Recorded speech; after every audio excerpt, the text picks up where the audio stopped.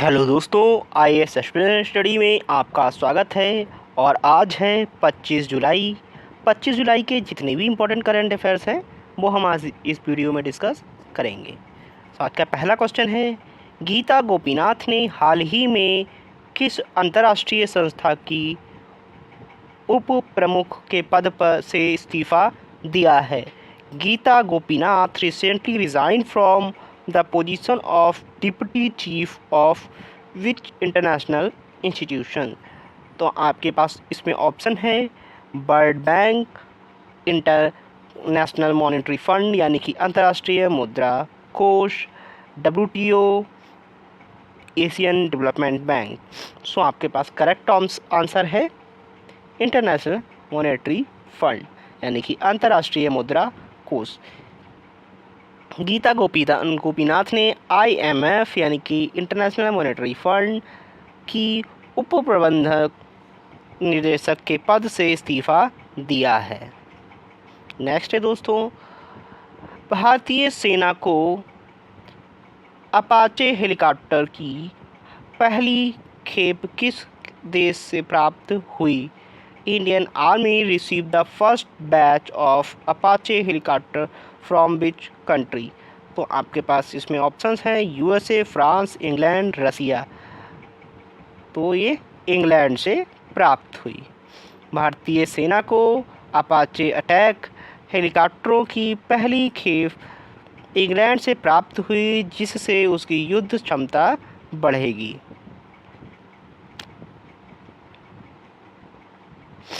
Next है दोस्तों, green gold the Neem pharmacy पुस्तक के लेखक कौन हैं? वनडे एग्जाम के लिए वेरी इंपॉर्टेंट क्वेश्चन है बुक्स का। Who is the author of book green gold the Neem pharmacy? तो इसमें आपके पास ऑप्शंस हैं चेतन भगत, विश्वरूप राय चौधरी, सुधा मूर्ति और लास्ट है अरुंधति रॉय। तो करेक्ट आंसर होगा विश्वरूप राय चौधरी। ठीक है, ये पुस्तकों के नाम हैं, वेरी इंपॉर्टेंट होते हैं, तो इसको थोड़ा सा सही से देख के एग्ज़ाम में जाएंगे। 23 जुलाई 2025 को चंद्रशेखर आज़ाद की कौन सी जयंती मनाई गई थी? Which birth anniversary of Chandrashekhar Azad was celebrated 23 July 2025? आपके पास ऑप्शन है 115, 118, 119 या 120। सो आपके पास इसमें करेक्ट आंसर है 119 बर्थ एनिवर्सरी मनाई थी। इनका जन्म 1906 में हुआ था, इसलिए 2025 में इनकी 119वीं जयंती मनाई गई। नेक्स्ट है दोस्तों, न्यायमूर्ति तरलोक सिंह चौहान किस उच्च न्यायालय के 7वें मुख्य न्यायाधीश बने हैं? Justice Tarlok Singh Chauhan has been appointed as the 17th chief justice of which high court? आपके पास ऑप्शन है इसमें Patna high court, Delhi high court, Jharkhand high court या पंजाब और हरियाणा। तो आपके पास इसमें करेक्ट आंसर है झारखंड हाई कोर्ट। नेक्स्ट है दोस्तों, रंगमंच निर्देशक रतन थियम का हाल ही में निधन हुआ, वह कौन से पुरस्कार से सम्मानित थे? आपके पास इसमें ऑप्शंस हैं पद्म भूषण, पद्मश्री, भारत रत्न या संगीत नाटक अकादमी पुरस्कार यानी कि संगीत नाटक अकादमी पुरस्कार। तो ये किससे पद्म श्री से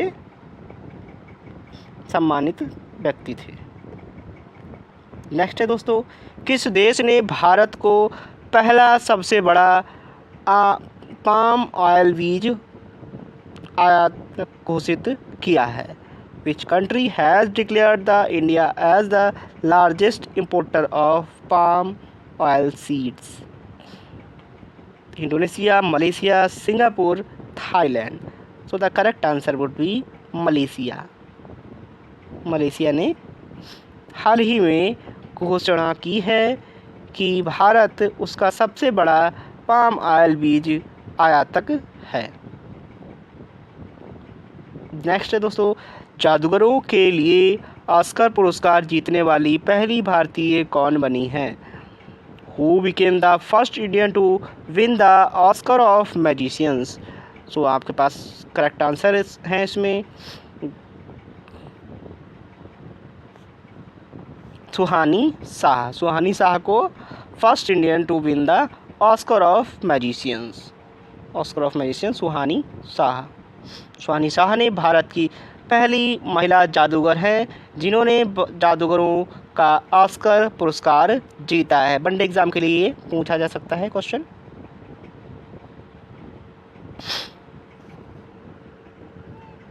सहकारी क्षेत्र में दुनिया की सबसे बड़ी अनाज भंडारण योजना किस देश ने शुरू की है? The world's largest grain storage scheme in the cooperative sector has been launch in which country? So आपके पास ऑप्शन इसमें चाइना, ब्राज़ील, भारत या Russia. The correct answer would be India. Bharat ने सहकारी समितियों के माध्यम से अनाज भंडारण की सबसे बड़ी योजना शुरू की है। नेक्स्ट है दोस्तों, भारत की पहली खनन पर्यटन परियोजना किस राज्य ने शुरू की है? India's first mining tourism project will be launch in which state? आपके पास ऑप्शन है इसमें उड़ीसा, झारखंड, छत्तीसगढ़, राजस्थान। सो the correct answer would B Jharkhand. Jharkhand राज्य में खनिज संसाधनों की भरण है और यहाँ भारत की पहली खनन पर्यटन परियोजना शुरू की जा रही है।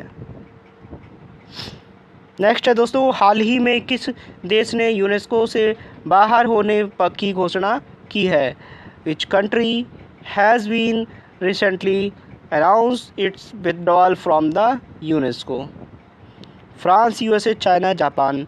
सो the correct answer would be USA. USA धीरे धीरे सारे जो बर्ड के इंस्टीट्यूशंस है वहाँ से निकल रहा है, बर्ड बैंक से भी निकल गया।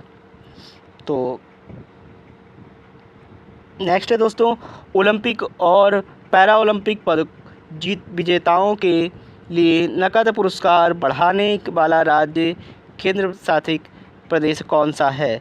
Which state UT increase the cash reward for the Olympics and para Olympic medal winners? Maharashtra, Punjab, Delhi, Uttar Pradesh. So the correct answer would B Delhi. Delhi सरकार ने हाल ही में खिलाड़ियों को प्रोत्साहन देने के लिए नकद पुरस्कार में वृद्धि की है। नेक्स्ट है दोस्तों, राष्ट्रीय आयकर दिवस हर साल कब मनाया जाता है? When is the national income tax day observe? तो नेशनल इनकम टैक्स डे कब मनाते हैं हम? 15 अगस्त, 1 जुलाई, 24 जुलाई या 2 अक्टूबर? तो करेक्ट आंसर है 24 जुलाई को मनाते हैं income tax day. One day exam के लिए ये क्वेश्चंस बहुत इंपॉर्टेंट रहते हैं, ठीक है। नेक्स्ट है दोस्तों, जोग्राफेटस मैथेवी नामक नई तितली प्रजाति की खोज किस राज्य में की गई है? देखो ये क्वेश्चन वनडे एग्जाम के लिए वेरी इंपॉर्टेंट है, इवन यूपीएससी के लिए वेरी इंपॉर्टेंट है। In which state was the new butterfly species Zographetus mathewi discovered? तो Tamil Nadu, Kerala, Assam, Goa. So the correct answer would be Kerala.